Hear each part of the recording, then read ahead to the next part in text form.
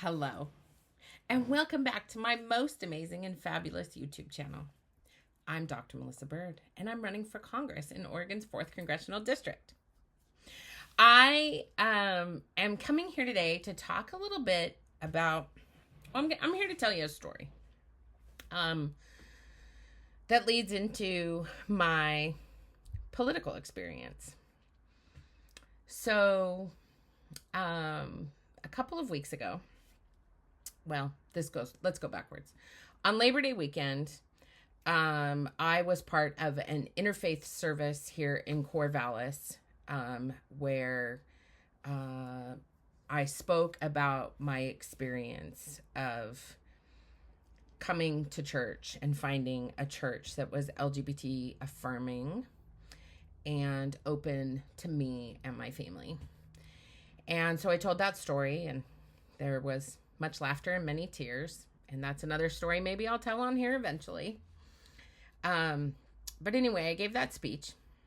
And then a couple weeks later, we had a really amazing community event at the Episcopal Church of the Good Samaritan here in Corvallis, where a bunch of community organizations who are engaging in mutual aid and healthcare for all and creating opportunities for people to be engaged in the community and help our neighbors came together. And while I was there, I actually had many people come up to me and talk to me about did you speak at the park? And I said, yes, I did. And connected with some wonderful people. It was really amazing. One of the people that came up to me, I was standing in the hallway, and one of the people that came up to me is our new pastor for the Unitarian Church. And she came up to me and thanked me for the speech that I gave at the park and said, you reminded me a lot of my mom. She used to be a legislator in Utah. And I took a deep breath. And I looked at her and I said, who was your mom? Because as you may or may not know, I got my political start in Utah back in the early 2000s, very early 2000s. While I was doing my master's degree at the University of Utah, I did the first research on homeless LGBT youth in the state. And from that, I drafted an emancipation of a minor bill on my dining room table. And then I connected with an amazing woman named Roz McGee, who was in the legislature at the time. And she taught me how a bill becomes a law and how to build coalitions. And then I worked to get that bill passed into law 2 years later. So Alex said to me, my mom was Roz McGee. And I started crying, like just weeping. And I said to her, your mom is the reason I have a political career, and your mom is the reason that I'm running for Congress. Because your mom taught me that everybody has the ability to influence policy. And your mom taught me how to advocate for people. And your mom was one of my biggest supporters. And Alex was just gobsmacked. So we had a nice long conversation, and then we talked about her dad, and her dad was very influential in helping me write a piece of legislation when I worked at Planned Parenthood we called it the Fertility Protection Act, to help people get tested and treated for chlamydia and gonorrhea. And her dad was an epidemiologist and really great at helping me there. I think he was an epidemiologist. I might be mistaken. But anyway, regardless, he came up with this really amazing idea that we managed to get passed in 2008. And so her family was very influential in my policy making. And the reason I'm coming here and telling you all this story is because times are really difficult right now for many of us. And I'm not going to lie, running for Congress is no joke. Like, I have run political campaigns with other people. I've been part of political campaigns. I have fundraised for political campaigns. I've worked for political action committees. I've been doing this work really since I wrote that emancipation bill on my dining room table back in 2002. And, you know, this is hard work. It is tough. And there's a reason that people like me don't run for Congress. It takes a lot of money. It takes a lot of time.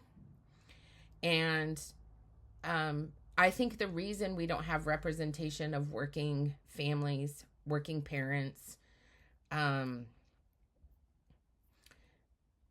people who are typically not allowed to have a seat at the table, I think the reason that that is happening is because this is a process. And what I think the universe was saying to me, don't forget.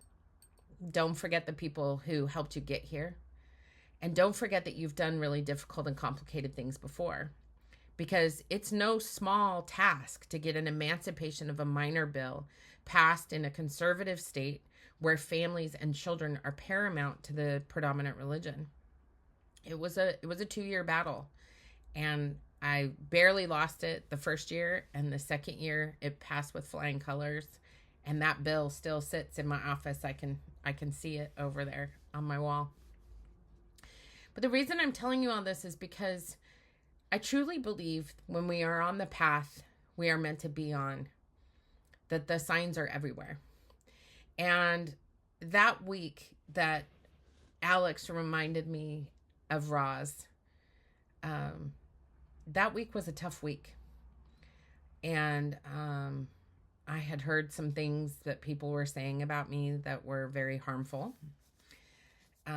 Which, I mean, come on. People are going to talk smack about you when you run for Congress. There's no question about that. But one of the things that really occurred to me is that I have had a very beautiful and long political career. And I have written and passed 6 pieces of legislation that helped homeless youth, that helped a homeless LGBTQ plus youth, that have helped women and their families, that have created opportunities for healthy moms to have healthy babies. And I have done all of that amidst a lot of judgment and difficulty from conservative leaders.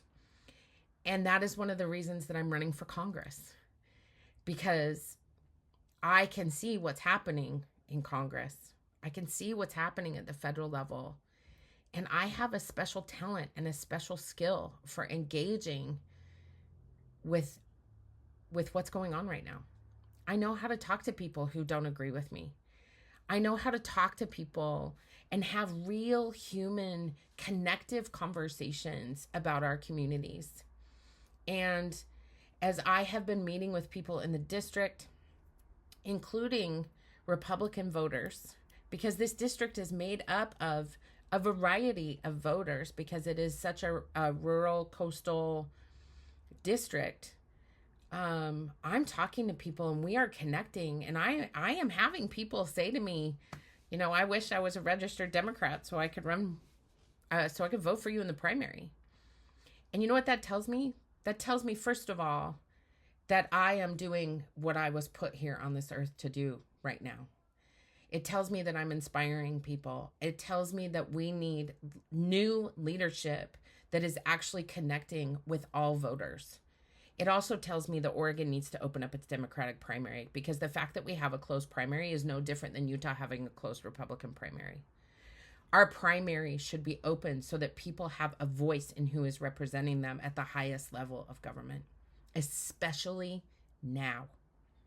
Now is that moment in history, in our lived history, where we need to really be thinking hard as a state, what kind of state we want to live in. The second thing that has occurred to me is that as I have done research about this district, and as I have dug more and more into our counties, our communities, the spaces in which people are living, one thing I discovered is that this district, Oregon's 4th Congressional District, has been represented by someone from Eugene for nearly 60 years. And I just want you to think about what that means. I'm from Corvallis. I live in Corvallis. We live in Corvallis. My family does its business all through. My husband works in Newport. He commutes back and forth between Corvallis and Newport. Our kids go to school here. We deserve representation that is not centered on just on Eugene and its unique population. Eugene is a large city with a very large university. And I think it's time for this district to shake it up a little bit, y'all. So if you are a voter in Congressional District 4, I really want you to think about and envision what you want leadership to look like moving forward. Do you want the same old, same old? Or do you want something different? Do you want someone different who knows what it's like to fight some of the toughest fights that we have when it comes to working families, veterans, women, LGBTQ plus people, Native and Indigenous people, immigrants? I have fought those battles in one of the toughest places in this country and won. Because I know how to connect with people. I'm very good at it. And I love it. And I love meeting people. And I love talking to people. And I love connecting with people in groups and one-on-one. And so I wanted to come here today and tell you about Roz coming back into my life in a very different way than I ever could have imagined. And I want to remind all of you as voters that we are on a precipice and we cannot turn away from what is coming. And that means it is time for us to elect leadership in office that is ready for this battle. So I have 2 asks of you. The first one is that I want to ask you for your vote in the May primary in May of 2026. The second ask I have of you is for you to go to my website at melissabirdforcongress.com. Follow all of my social media accounts so that I have a wider reach across the district and the state.